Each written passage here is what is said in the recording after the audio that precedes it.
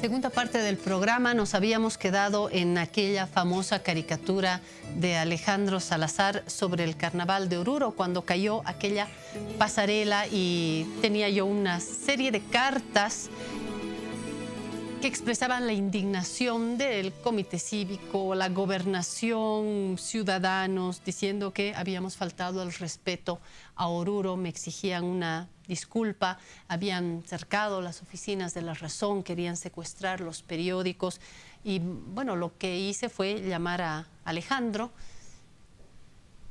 defender por supuesto la propuesta de Alejandro, porque esa caricatura llevaba una firma, y luego dije, si se sintieron ofendidos, no fue nuestra intención, es la libertad, es la propuesta humorística, periodística de Alejandro Salazar, pero si se sintieron ofendidos los orureños, nos disculpamos, no fue nuestra intención. Algunos colegas me acusaron de no haber defendido a mi caricaturista. Bueno, ahora que habla el caricaturista, ¿cómo se sintió Alejandro en ese momento? Fue difícil, ¿no? Sí, pero sobre todo sorprendido, creo, porque yo no pensaba que una caricatura que yo pensaba no era tan radicalmente ofensiva o, digamos, difícil de transmitir las ideas, digamos, ¿no? Yo cuando me enteré de que había causado mucha reacción, la reacción que tuve fue de sorpresa primero, ¿no?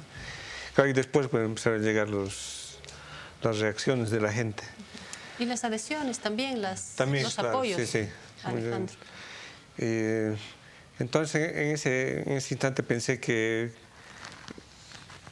el dibujo también tiene mucho poder de comunicación, ¿no? ¿Cómo es posible que un dibujo de 10 por 15 centímetros tenga tanto poder haga tanta reacción en la gente? El poder de la imagen, usted lo sabe mejor. Vamos a una segunda caricatura, con esto termino de hablar de La Razón. En una caricatura también en La Razón, esta vez de Frank Arbelo, otro de nuestros grandes caricaturistas, sobre Tarija, cuando hubo aquel incendio en Tarija, ahí tienen ustedes. Frank Arbelo propuso esto. Tengo que hacer la aclaración, me dice Gonzalo Jordán, nuestro editor de opinión, me dice, por favor, cuando hables de esto en el programa, aclara que esto es antes de que el incendio agarre las dimensiones que luego tuvo. Bueno, mientras Frank Arbelo dibujaba y coloreaba esto, Tarija se incendiaba, ¿no? Y se incendió también, se incendiaron las redes sociales, porque al día siguiente todo el mundo comentaba, decía, qué barbaridad, La Razón tiene que pedir disculpas. Mis colaboradores me decían, Claudia, tienes que pedir disculpas a los tarijeños, se han sentido ofendidos, esta es una tragedia, el incendio es algo muy difícil y esta caricatura tal. Se desata así como una espiral, ¿no? En la casa de una amiga, me decía, una amiga me dice, pero Cholita, ¿qué les has dicho a los tarijeños? Me decía, ¿qué ha pasado? Hay un gran escándalo, ¿no? Pero fíjate que en ambas caricaturas que han desatado este problema, ambas caricaturas son muy críticas de la inacción o de la negligencia o de la falta de cumplimiento de deberes de las autoridades. En ningún momento están aludiendo, digamos, al hecho que está provocando, por supuesto, dolor, preocupación, etcétera, etcétera. Y ahí viene mucho lo que nos decía Claudio, que hay que también ver el contexto de la interpretación, ¿no es cierto? O sea, uno lo puede llevar por la mala o uno lo puede llevar pensando en que evidentemente ¿dónde están las autoridades? Lo que hablábamos en el intermedio, que me parece muy importante, que Martín remarcaba. Hasta este momento, quienes armaron la pasarela y sembraron el terror en realidad en Oruro por negligencia, por estupidez, por falta de capacidad o lo que fuera, eso quedó en nada. Pero es fácil caerle al artista.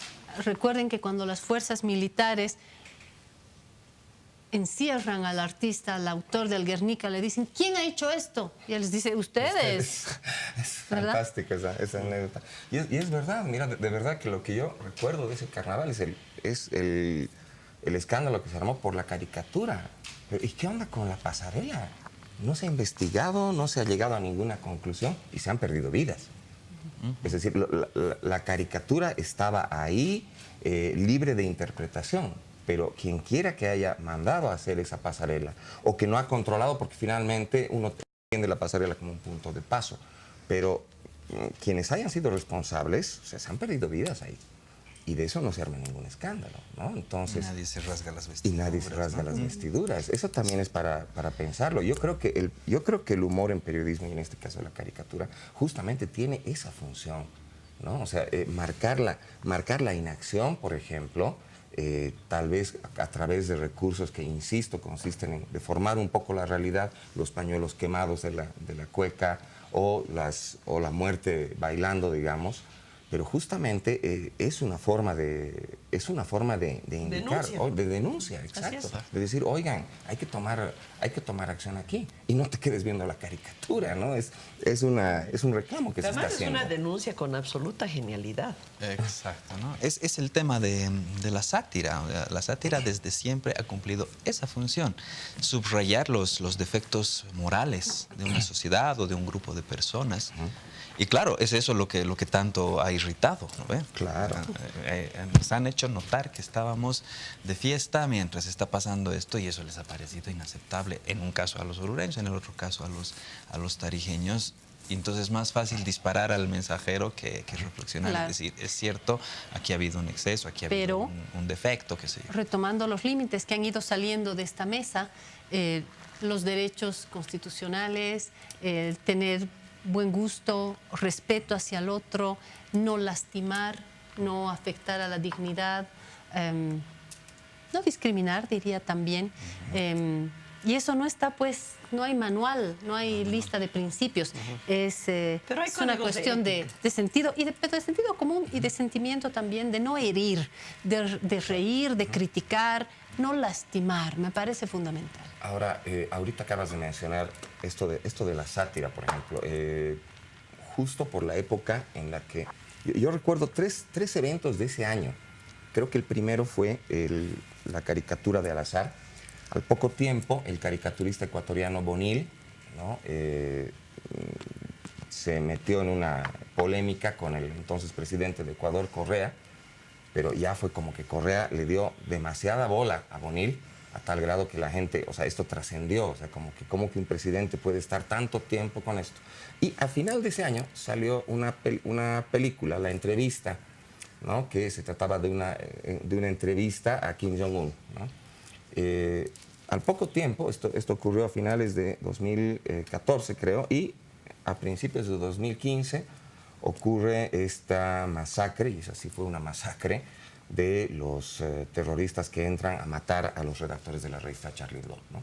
Entonces yo ahí la verdad es que pensé, publiqué una pequeña columna en la que decía qué malos tiempos que son para reír, ¿no? A tal grado que la red social Facebook pensaba tenía planeado pedir a ciertas revistas de sátira que por favor aclaren que era una sátira, y a mí me parecía mortal. Yo decía, ¿cómo voy a contar un chiste explicándolo o diciendo que es un chiste? O sea, y ahí estaban implicadas revistas como que ya son muy famosas, The Onion en Estados Unidos, El Mundo Today de España, El Deforma de México, que tienen la misión de hacernos reír, ¿no?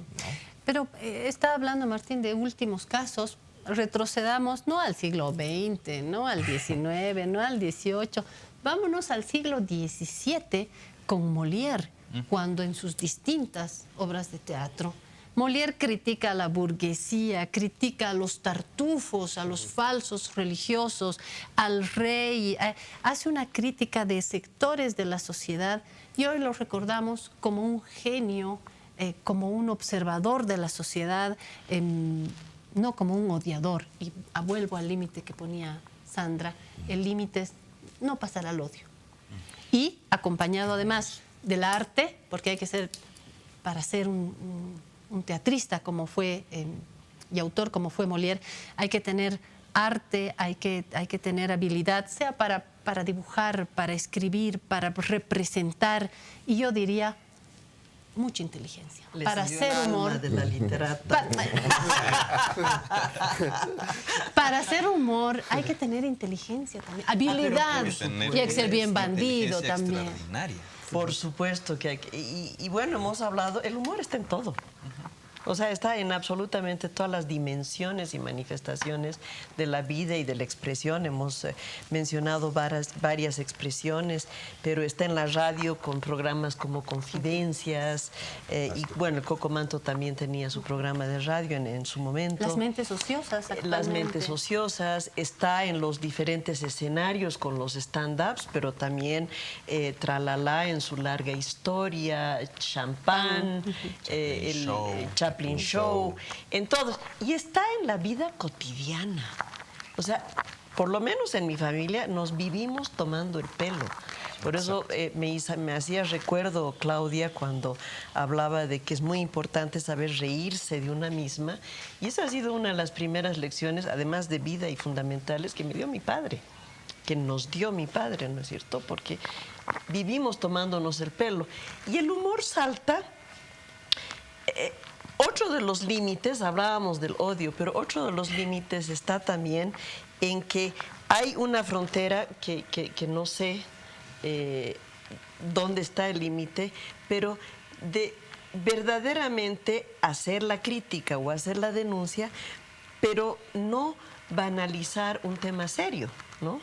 Entonces, me parece súper interesante, por ejemplo, esa puntada tan humorística de llamar la calle 21 de Carlacoto como la 21F, ¿no? Me parece sensacional, como una muestra del humor boliviano, ¿no? Exacto. Pero creo que los de la idea, me da la sensación que los que tuvieron la idea no querían que se tome, no querían que se tome como chiste, salió como chiste. Yo pensé que era chiste. No, es que ves ahí también. Es difícil hacer reír, es difícil hacer reír. Pero cuando para se hacer logra, reír, ¿no? cuando se logra, se suelta. Mi padre, que tiene gran sentido del humor, siempre me recomienda cuando tengo que hablar en público o algo, hija, siempre algo de humor, un chiste, se suelta, hija, me dice, se suelta, tienes que... Y eso hice, porque además no lo pensé mucho, me salió así en un aniversario de La Razón, que yo tenía unos cuantos apuntes, no me dio tiempo de terminar de articular lo que quería decir, no había tenido tiempo de ir a la peluquería. Entonces, cuando comenzaba, yo decía, bueno, hoy en la tarde me atrasé, como siempre, perdiendo los zapatos, y o preparaba algo bien o iba a la peluquería. Como verán, no tuve tiempo ni para lo uno ni para lo otro. Y el auditorio se rió. Hoy tampoco. Y yo tampoco. Entonces, claro, pero ya se suelta. El auditorio rió y me dio la bienvenida. Me dio la bienvenida, me sentí acogida. Todo funcionó porque se suelta. Y en momentos, eso, ¿no? De bien preocupado estoy, pero ¿qué me importa? Se dice en el peor momento de la reunión, ¿no? Eso ya suelta, desencadena un bienestar. Pero Y reír nos hace muy bien. También del humor es parte del lenguaje.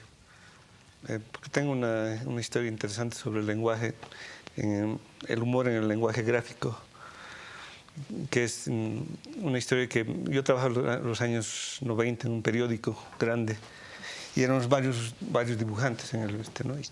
Y uno tenía que retirarse porque era una persona mayor. Entonces en el periódico estaban buscando un nuevo dibujante, un nuevo humorista, ¿no? Y me imagino que los jefes han dicho, una persona que haga este trabajo tiene que tener tres requisitos. Uno es saber dibujar, como es lo lógico, digamos, ¿no? El segundo es que sepa de política, porque generalmente es humor político. Y el tercero es que tenga humor, ¿no? Totalmente. son los tres requisitos para eso.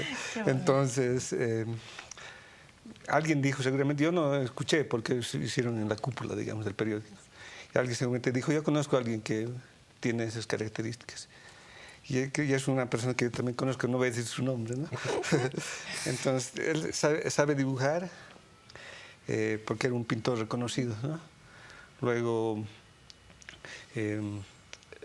sabe de política porque incluso ha sido exilado, ¿no?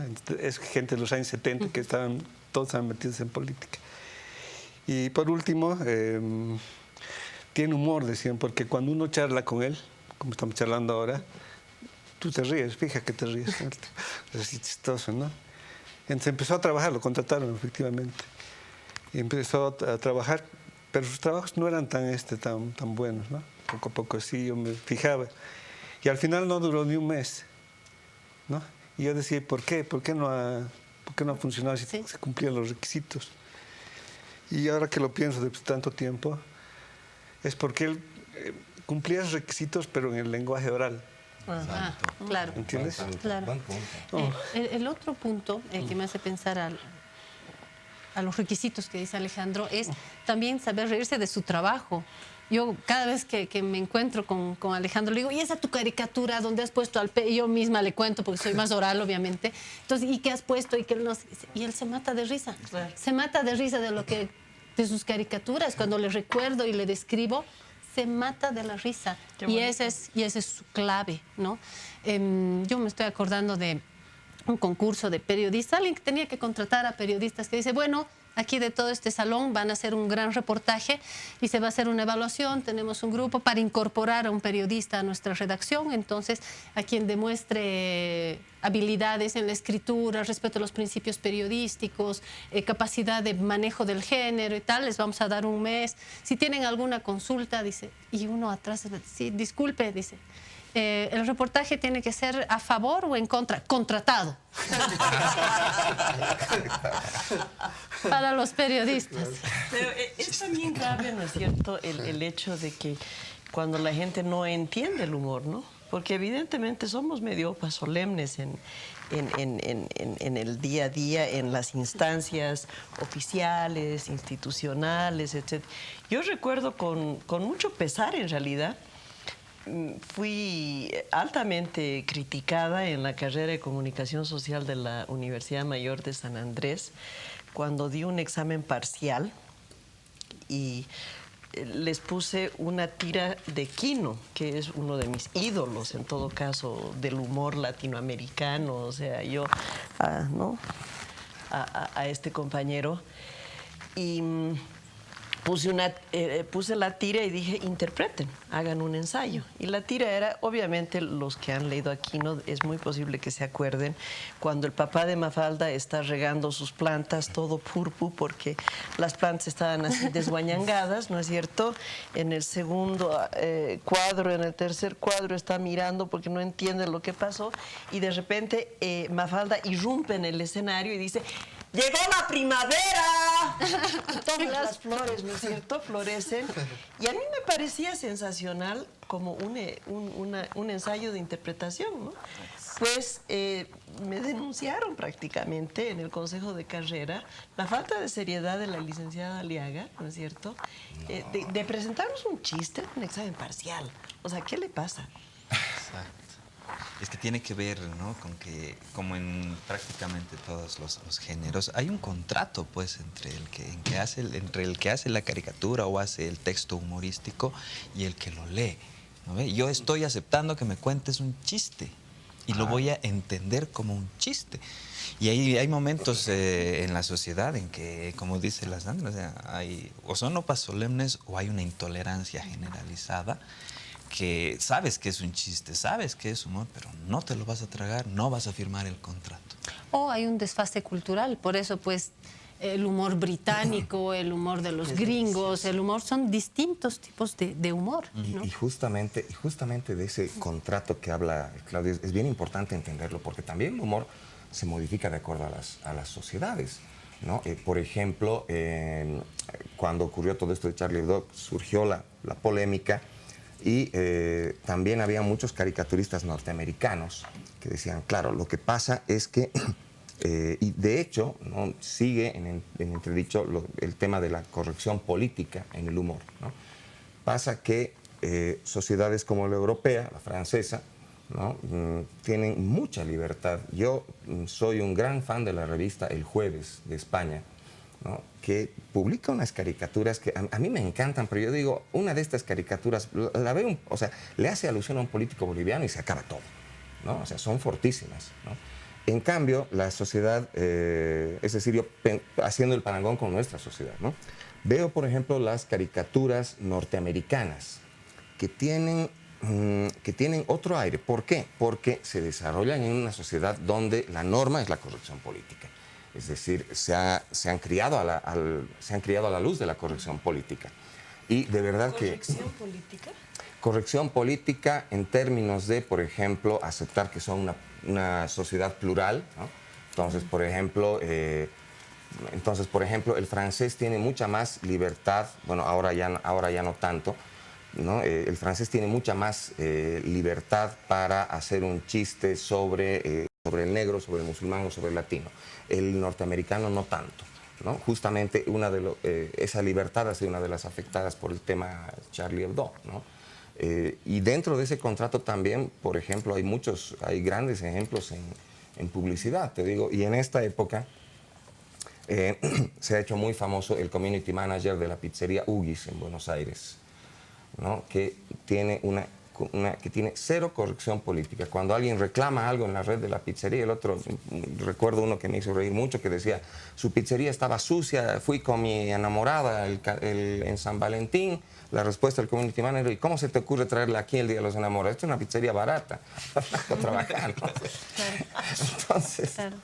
Entonces también ese contrato hay que tomarlo en cuenta. Y las reivindicaciones, porque hay los chistes sobre la mujer prostituta, sobre la gorda, sobre la no sé qué, yo ya no tolero. No me hace reír, no solo que no me hace reír, sino digo, oye, tu chiste, ¿no? Entonces ahí también hay unas que tal vez hace 30 años yo calladita, socializada, aguantar ese chiste, y hay algunas reivindicaciones que hoy no nos permiten. Nuestro compañero John, que es un nuevo camarógrafo a quien le doy la bienvenida a Cadena A, le decía, se mató de risa, yo no sé cómo ha salido el programa, porque no, se ha matado de risa. Y le decía, qué capo al azar, ¿qué momento se ha dado cuenta? Me parece la gran pregunta que yo no hice. ¿Cuándo se ha dado cuenta? ¿Cuándo se ha dado cuenta que usted era caricaturista? ¿Se hace, se nace? En realidad fue una casualidad. Yo no sabía que podía ser caricaturista, ¿no? Como muchos no sabemos qué tenemos por dentro, digamos. Yo hacía dibujo, hacía pintura, o sea, había estudiado esas cosas por mi cuenta, ¿no? Y trabajaba haciendo ilustraciones para libros, revistas. Y en una oficina, una ONG de los años 80, 90, esos compañeros tenían un suplemento en el periódico, en La Razón, justamente. Y se llamaba El Mosquito, creo. Suplemento El político. Mosquito dentro del Tiempo Político. Tiempo Político se llamaba, sí, Tiempo Político. Entonces este amigo me dice, se ha enfermado el caricaturista, porque tenía un mosquipóster que llamaba, un póster que iba al final. Me dice, se ha enfermado el dibujante, ¿por qué no haces vos? Y yo le digo, pues no sé hacer, nunca había hecho yo una caricatura, no creo que pueda, le digo. Me dice, por si acaso haremos la prueba, me dice. Entonces, bueno, yo estaba preocupado porque nunca había hecho ese trabajo.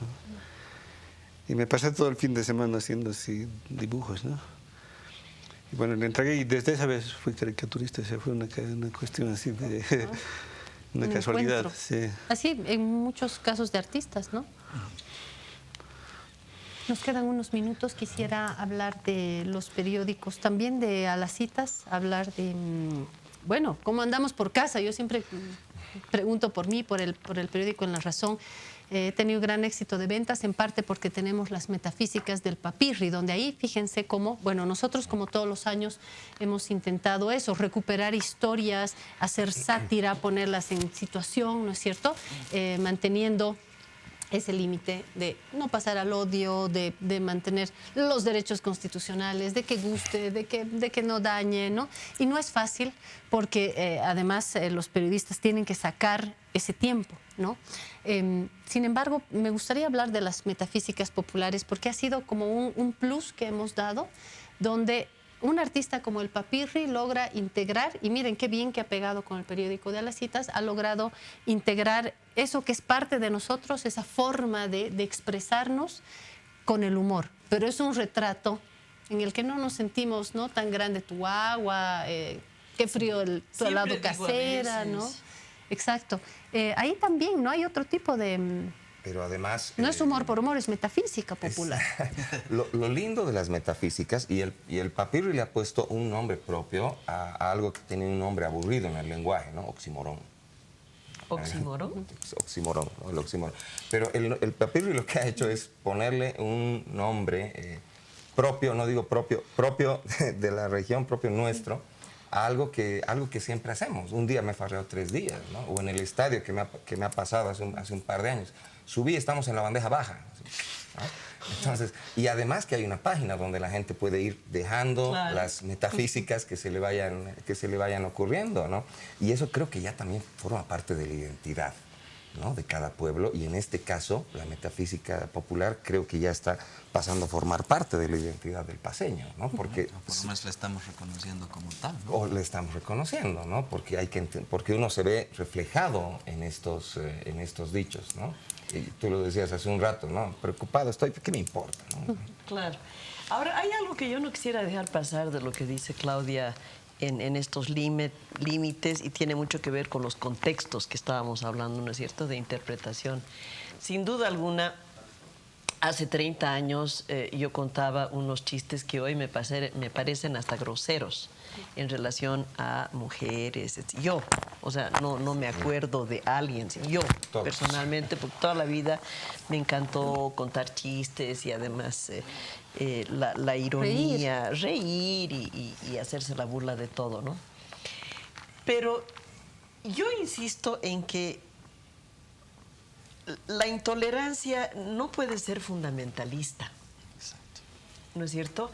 Porque hoy todavía se pueden hacer bromas y chistes y caricaturas de algunas cosas que surgen de mujeres, prostitutas, gordas, feas, narigonas, etcétera, etcétera, y que están dentro de lo que es altamente chistoso y no está en la línea, digamos, ni de la misoginia, O de la grosería. de la grosería, de la vulgaridad, ¿no es cierto?, de la banalización. Entonces, creo que también hay que tener cuidado, porque entonces sí nos podemos volver una sociedad absurdamente solemne, porque no toleramos nada que esté o criticando, o ironizando, o satirizando las cosas de la cotidianidad. Y entre la cotidianidad, o sea, hay un 50% de mujeres que están pululando por el mundo, ¿no es cierto?, y que se pueden ser objeto de burla o de sátira, ¿no? Pero dentro de lo que hemos hablado durante esta última hora, ¿no?, compartiendo con ese 50% de mujeres y ese 50% de hombres que nos están viendo, ¿no? Una cosa es ser vulgar, ser grosero, Sí. y otra cosa es... Y sobre las mujeres, escuchando a Sandra, yo me acordaba de mi papá, que ayer me decía, las mujeres, bueno, yo estoy feliz porque febrero, dice él, es el día en el que ustedes, las mujeres, menos molestan en febrero. Así que esto va a estar bien. ¿Sabías, no?, que febrero es el día en el que menos molestan. No, ¿por qué? Solo tiene 28 días. Ya está bien, ya está bien. Claro. De hecho, yo creo que el humor es precisamente el antídoto para esos grupos o esas sociedades intolerantes, solemnes, etcétera, ¿no? Entonces, a pesar de todo esto... Claro, ¿no ve? Igual van a salir en público criticando el chiste o la caricatura, pero en el fondo su corazón se ha reído. Y además rompe pues tensiones. Yo me acuerdo una vez en gabinete, en Palacio, en un mini gabinete de emergencia que se hizo en el gobierno de Carlos Mesa, cuando los transportistas estaban bloqueando más o menos el país. Usted dirigía las políticas de comunicación, ¿verdad? Trataba. Intentaba. Entonces me llaman así de urgencia, llego al Palacio con mi EPI, ¿no es cierto? Y estaba el ministro de la Presidencia, Galindo, con otros 10 o 12 personajes, todos hombres, ¿no? Y yo digo, buenas noches, caballeros, me llamaban, ¿sí? Y me estaba por sentar y el ministro Galindo dijo, no se siente. Le hemos llamado para que mañana arregle medios porque esto y el otro y no sé qué y no sé cuántos. Entonces, yo estaba bien molesta, ¿no ve? Por el tono, por todo. Le digo, ministro, ¿me puedo sentar para tomar nota? Porque no quiero líos mañana, ¿no? Y mi memoria es frágil porque a mi avanzada edad no se olvida. Entonces, así, siéntese. Entonces, pero ya con toda la actitud corporalmente estaba demostrando que estaba histérica de rabia. siento y digo, bueno, a saber, número 1 tal, número 2 tal, 5 ya. ¿Eso es todo? Y claro, los compañeros se quedan bien calladitos, ¿no ve? O sea, son bien machos para otras cosas, pero bien calladitos. Bueno, ¿me puedo levantar para irme? Sí, adelante, Sandra. Y me estoy saliendo, que el viceministro de Trabajo, si no me equivoco, gran amigo mío desde las épocas universitarias, don Rodo Orostegui, me dijo, Sandrita, no lo tomes a mal, el ministro está muy alterado porque ha sido una semana difícil, ha lidiado toda la semana con transportistas. Y yo lo miro y le digo, claro, y con la cara de chofer que me gasto, permiso, y me salí, ¿no? Y dice que después me llamó Rodo y me dice, eres una bruta, ¿cómo vas a hacer? Pero realmente te agradezco porque estábamos a punto de agarrarnos a puñetes y con semejante estupidez que lanzaste. Claro, yo cuando ya estaba bajando el hall de Palacio, escuché nomás así una carcajada pero ruidosa. Y dice que eso realmente bajó la tensión, los ánimos y bueno. Y esa es una de las funciones del humor. Totalmente, totalmente. ¿No? Mi amiga Charo Paz el otro día me decía que si pareja, ¿no, Claudia? Ya pues, de una vez, ¿no? El secreto, si encuentras algo, avísame. Le digo, a ver si agarro algo, ¿no? Y me dice, el secreto, Claudia. No importa plata, que sea lindo, no. Lo fundamental, el humor. Que tenga sentido del humor. El problema Así que es si hay yo le candidatos, hice caso. cadena A, esquina. El problema es que yo le hice caso y no me tomaron en serio. Bueno, nos fuimos. Gracias, Alejandro, por estar acá. Sandra Aliaga, Martín Díaz, Claudio Rosell. Me encantó el programa. Espero que usted también. Nos vemos en 7 días.